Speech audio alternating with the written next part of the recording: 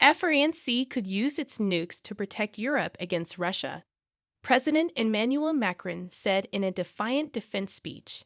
The French leader demanded Europe's future should not be decided in Moscow or in Washington, and said the bloc must shoulder responsibility itself. Macron delivered a steely speech that warned of a new era amid the ongoing turmoil of global politics. He boldly announced that France could gear up its nuclear deterrent to protect the continent under a defensive umbrella against Russian aggression. France is the only EU nation with nuclear capability. But he also made clear that decision would remain solely in the hands of the French president himself.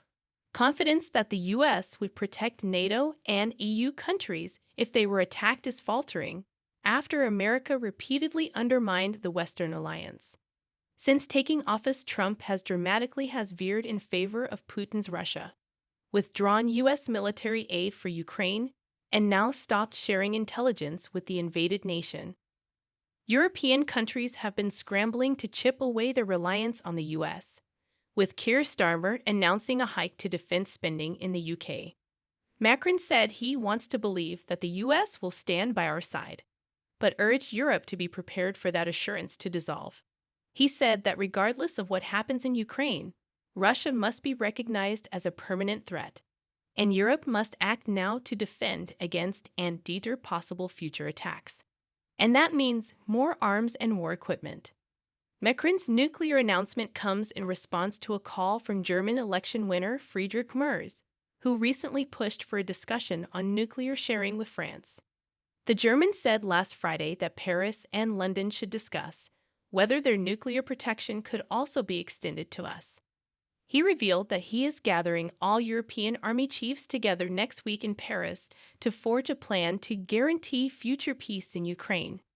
And EU leaders are meeting at a summit in Brussels on Thursday to discuss how to optimize defense strategies in their respective nations to bring peace in Ukraine. In his speech, Macron said, "Europe's future does not have to be decided in Washington or Moscow." He urged it would be foolish to remain a spectator in this world of danger, pointing out that Russia has already turned the war in Ukraine into a global conflict. Russia is now spending 40% of its budget on its military, the president pointed out, with plans to expand its army with 300,000 extra soldiers, 3,000 tanks, and 300 jet fighters by 2030. He asked, "Who can believe that today's Russia will stop at Ukraine?" Macron said that peace in Ukraine is vital for the longer-term defense of Europe against Russia, which could mean sending European troops. He added, "They won't go to fight today. They won't go to fight on the front line, but they would be there once a peace deal is signed, to guarantee it is fully respected." Allies must then ensure Russia does not strike again in Ukraine after any peace deal is signed, he said. This means that any peace deal must be bolstered by a commitment to long-term protection of Ukraine. Macron summarized the new, uncertain reality. Our generation will no longer receive the dividends of peace.